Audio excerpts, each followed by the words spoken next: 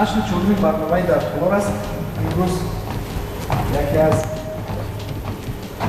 موفق‌ترین شخصیت‌ها در سلامت اجتماعی افروز منظوره. بله. شما برنامه در تالار زنده باشید.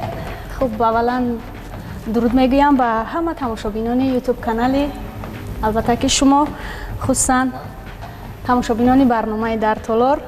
بار اول از در تالار هستم، اما کوشش میکنم که شرط های شما رو اجرا کنم. تا این دم آگاه بودین از شرط های برنامه؟ نه راستی گپ. به هر حال باور دارم که شما میفهمونید و وابسته به توانایی من اجرا میکنم. میرویم از شرط یکم.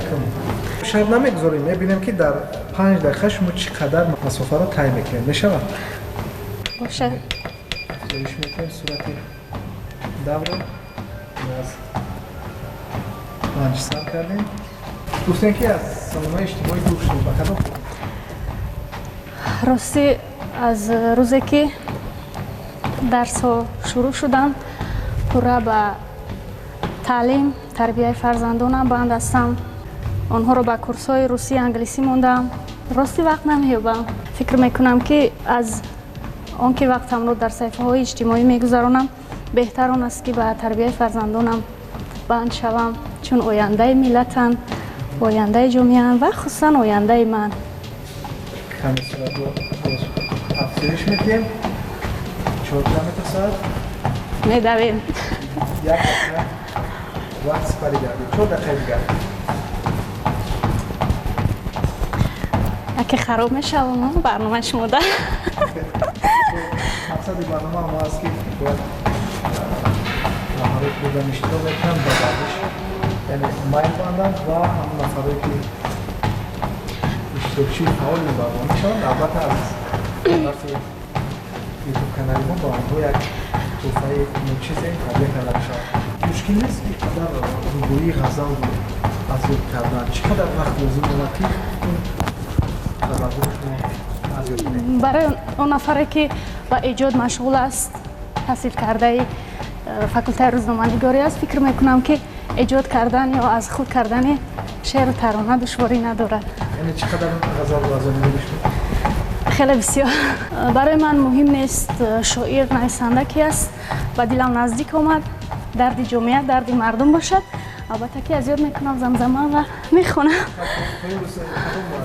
شاعر یک نویسنده با شما پسند است مشتاق لایق شرالی و دل ما و درد ما برمیخورن و بسیار شاعران نویسندگان خوبی تاجیکی من از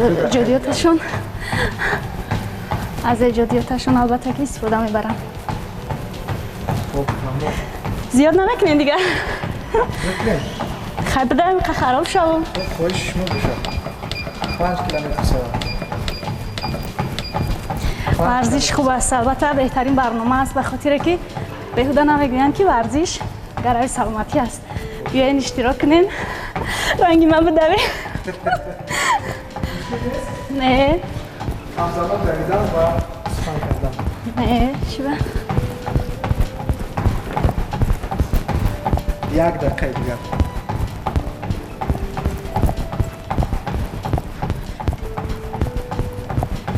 هر یک زن باید در برابر کسب و کارش باز وقت جدا کند، به ورزش مشغول شود، به خاطر خوب نگاه داشتنی. البته که هم سلامتی هم قد و بستش.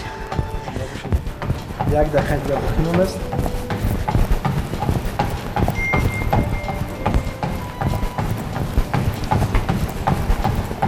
20 سکند دیگر. دم فرقش خیلی میدویده باشه. تحصیل در کار نیست. من برای قاقیم مانده شدم. بای.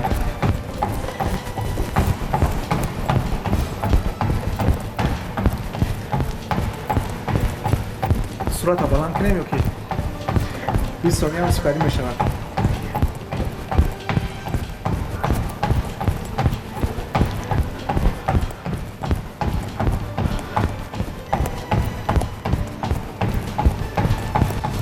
5 دقیقه را ایبان میبریم یا یکم 5 دقیقه بسندگی؟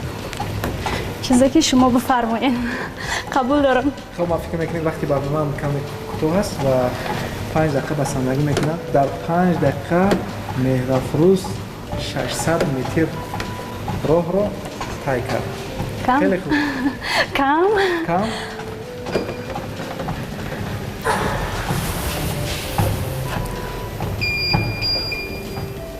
نه من خطا کردم. 860 متر رو بهترین. خب میریم با شرط دویمی برنامه. تیار هستین؟ بله. چی فکر دارین؟ چی باشه شرط دویم؟ راستی من باری اول است که وارد تالاری ورزشی میشوم. من نمیدونم که کدام ورزش ها برای زن ها هستند. به هر حال چی شرطی که شما پیشنهاد میکنید کوشش میکنم اجرا کنم. باری نخست که بود برای چی شما زود یعنی که روزی شدن که در این برنامه اشتراک کنید؟ به خاطر که من نقشه دارم که روزهای نزدیک به تالاری ورزشی بیایم، به مشق و ورزش مشغول بشوم و همین سیما یا قد و قامت خود را باز هم دیگرگون بسازم. خب باشد. میرویم پس به شرط دویمی برنامه. در هر یک شرط 5 دقیقه وقت جدا کردگی. تلفظ میگوید که دو چرخ سواری نماید. خب در هر یک دقیقه ما کار شما را مشکل میگردانیم. مرحمت. شما آماده کوشش هستین؟ البته حرکت میکنم که شرط های شما را اجرا نمایم. میرویم. 1 2 3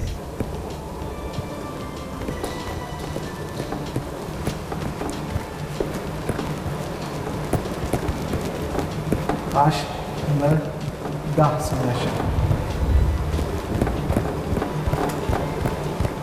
میدونید اما اوضاع ها پنج بودن در مورد شما در وصف شما.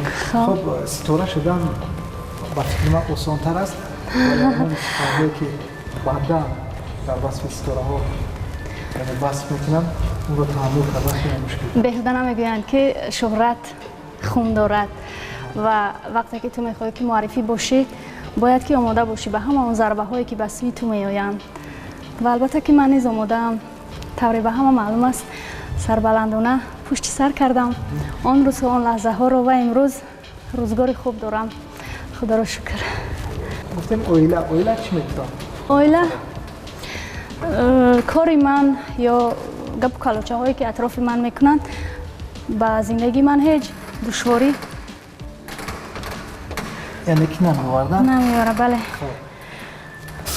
کار شما رو کمی دیگر هم مشکل کردن؟ احساس میشود؟ بله بسیار وزنی شد. خیر رفتیم. 2 دقیقه و 16 ثانیه شد. میتونی شما. من همه وقت در نزد آینه بعضی روزها و لحظه های گذشتم رو فکر میکنم و با خودم میگویم که تو میتوانی و باید که توانیست. اگر سلیه است که اما وقتی این سال رو با خودش میبرد میدونی درک کرده ای فکر میکنم که بیشتر به آنچه که خودت میبینی و صدای قلب بر گوش میکنی. گفت زدن دشوار شد.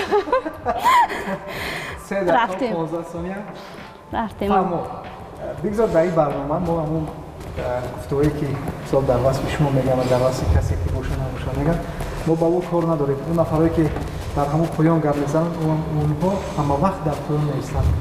و راستی وقتی به شهر و نواحی کشور میروم و قرصک ها و مهر و محبت خلق رو میبینم اونقدر شاد میشوم که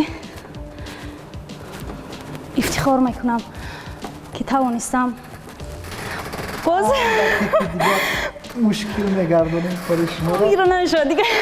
4 دقیقه و 7 ثانیه میبینیم و خیلی شاد میشوم که توانستم لحظه یک نفر رو با یک سخن شاد کردم یا همدرد و همراز نفری شدم. دیگه گپ نمیزنم. گپ نمیزنیم؟ نه. 4 دقیقه و 3 ثانیه. 28 29 30 31 32 33 34 باقیش میکنین؟ میکنین که وقت بستنده میکنن وزنی بچین. 1 دقیقه میریم. تمرین این است. گفتم که یعنی با ورزش مشغول نیستیم. ما کدوم خودی؟ به خاطر که بله امکانیت نمیابم. می‌دونیم که طوری ورزشی پردیس‌سازی رو است و نوکک داری خود رو با همگان باز کردن و در نزدیکی خانه من هستند. علاقه من یک امکانیت خوب برای تمرین کردن. بله خیلی برنامه خوب کلایی که من توانستم خوب به این حال نصیحت بکنم و از پگاه به این تالار و تمرین بیایم. این نفر با این نظر نباشن که اون مقصد چرا تالاری پردیس‌سازی رو انتخاب کردیم. هر تالاری که میخواد ما میتونیم بریم با اون شما بندیم و همین سطح خود رو بزنیم. ولی من فکر میکنم که در حقیقت تالاری پردیس‌سازی یکی از تالارهای بهترین است. اینجا وقت هم با پایان میرسد و من مونده شدم. یعنی به یکم شما چرا می‌خواید از شرط دیمی این برنامه آفرین احسان میدید. خب شرط سیوم بله پادر نمیکنه؟ نه خب برای با شرط سیم شما انتظار باشید. شرط سیم برنامه رو مخلصان انتخاب کردن و نوشتجات هم است که باید مهرافروز قوای دست بسنجد. نفر با نام اسفندیار حمیدوف نوشته است که خیلی نوشته است ولی گفته است که اگر که همین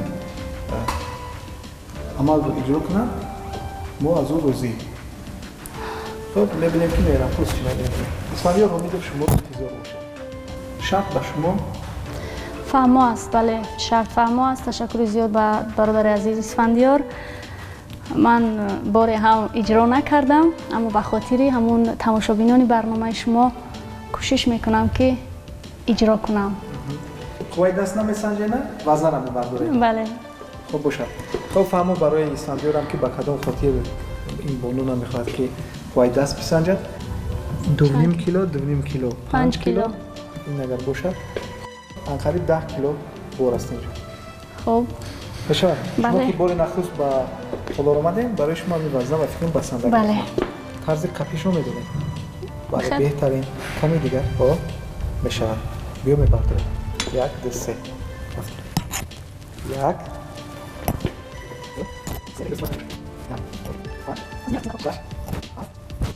ده تا میشه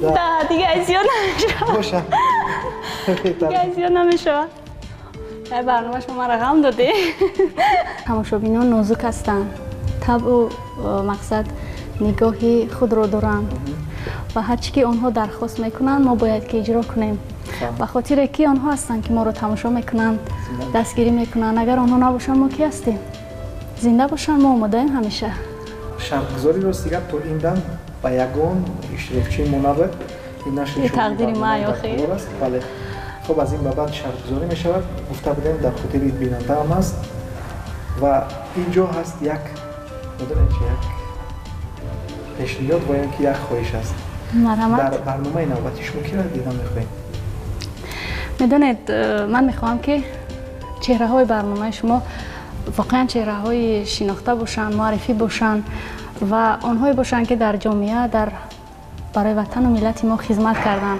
و آنها رو در ساحه ورزش بسنجید. مقصد من این است کی را میخواهید دیدن میخوام فیروزه حفیظова مهمانی برنامه شما شوند و با همون تن و توششون به ورزش مشغول شوند. بهترین بانو هستند و فکر میکنم که از عهده شرط برنامه شما نیز میبرایم به خاطر که زن هم باشند جسارت و جرأت مردانه دارند. من با این باورم. این خیلی باشد شما اینی ها میتوانید که با اون کس زن زنید و خوب اصلا اگر چی میگید؟ خاموش متاسفانه بله خیلی باشد بله فکر میکنم برنامه را ببینم و این پیشنهاد شما را قبول خواهم کرد برویم با شرط نوبتی راضی شما؟ بله و فکر دارم که شرط نوبتیتون چی باشه؟ 2 تا 3 تا 50 تا 100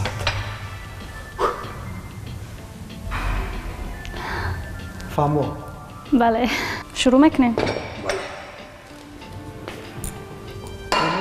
نخی نمیزنن این چقدر میزنه؟ نگاه کنیم این خیلی برداره آخه یک تشاول میبرداره یک دو خشو این کنی اورینجا نخی قبل یک دو نخی خب پورا درست میمونه یک دو سه چهار پنج شش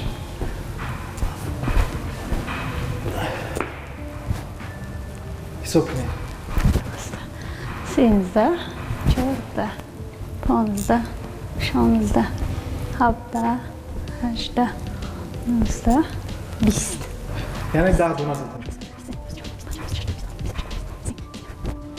35 36 37 43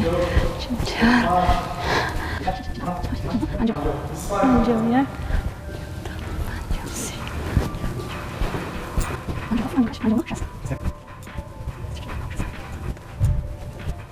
76 77 79 80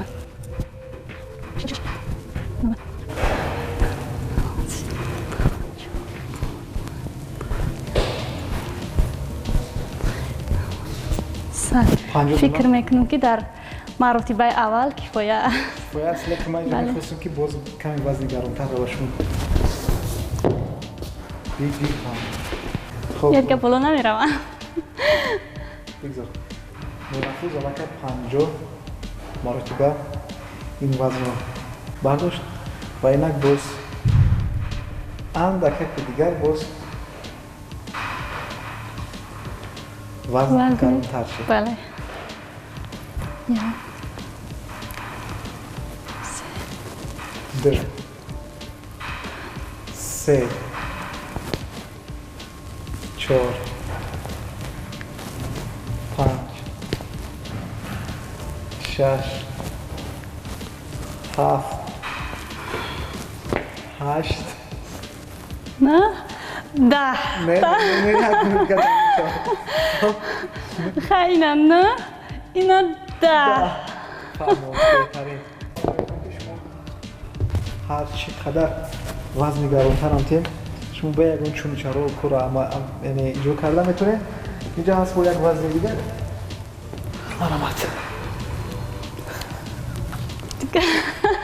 در همینجا چیزی باشه بیارین مرحمت وزن بردار خب ایران میتونه کی خزنه بین میشه نه بس شما که یک مرتبه است بعد از فاصله چند با دوباره برمیگردیم برای تلاش کنیم می‌کنیم قبول است طلاب حسابی رو است که برای همگان برای خود رو باز کرده است بهترین شرایط رو دارد میتواند که از این طلاب بیدن و چون خصوصا بله خصوصا برای بانوانی که میخوان وزن زیادتی خود رو پرتوین و همون قد و قامت خود رو خیلی نازک و زیبا ببینن میتوانند وارد تالار ورزشی پروی صابرو شوند.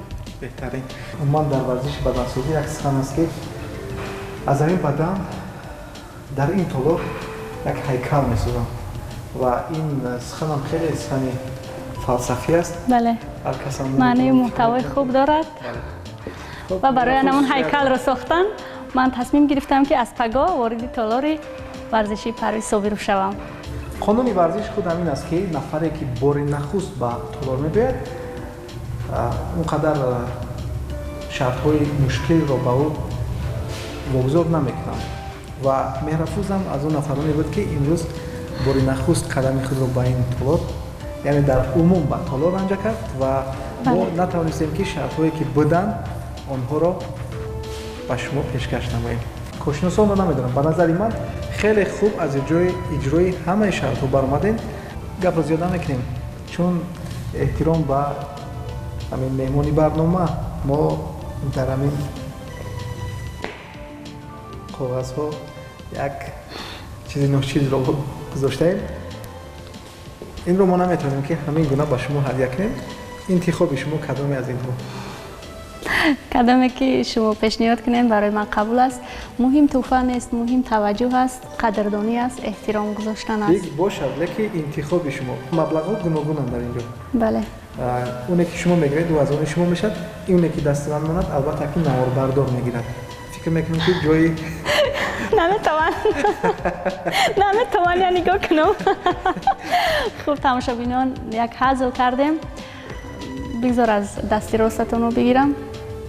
باشه.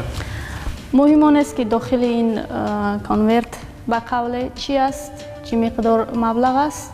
اساساً که مرا قدر کردید، احترام گذاشتید و خیلی منت دارم از این.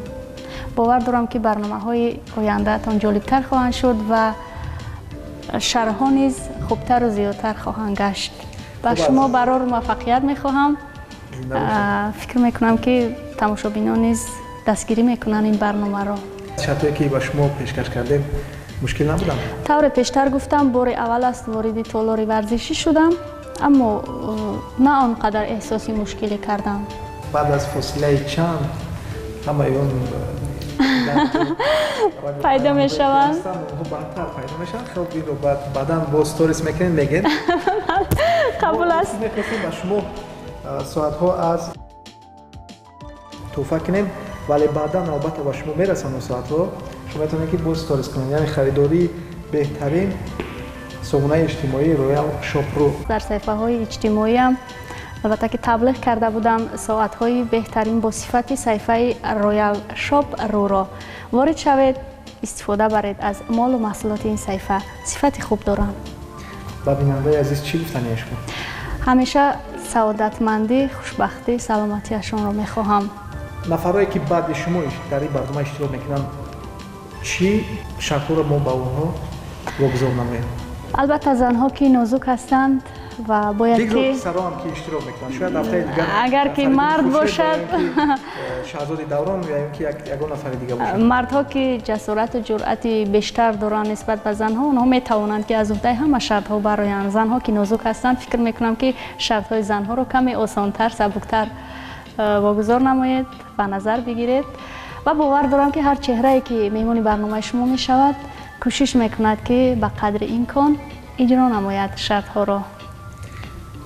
آرزوی صرف یک برنامه خیلی خوب دارند و اونجا یک پروژه هست که فقط راست بگو در برنامه چی کم بودی بود؟ فکر میکنم که هر یک انسان، هر یک برنامه، هر یک کاری که ما دست میزنیم کمبودی دارد، اما در اکثر موارد ما کمبودی های خود را نمیفهمیم. بگذار دیگران بها گذاری کنند اجرای شرط های مرا و طرز پیش بردن برنامه شما را. خب بیننده ملکه اوگه است که ما پس از فاصله چند دوباره برگشتیم و نشر چهارمی برنامه که مهمان ما مهرافروز مهمانزاده بودند، یکی از ژورنالیستان حرفه‌ای هم گوییم اگر خطا نمیکنیم و اینستا بلاگری که بدون رقم خیلی زیبا است. رقم اینستاگرام شما 3 تا 5. بله 555,000 و متاسفانه 2 ماه قبل این صفحه ما رو دزدیدن.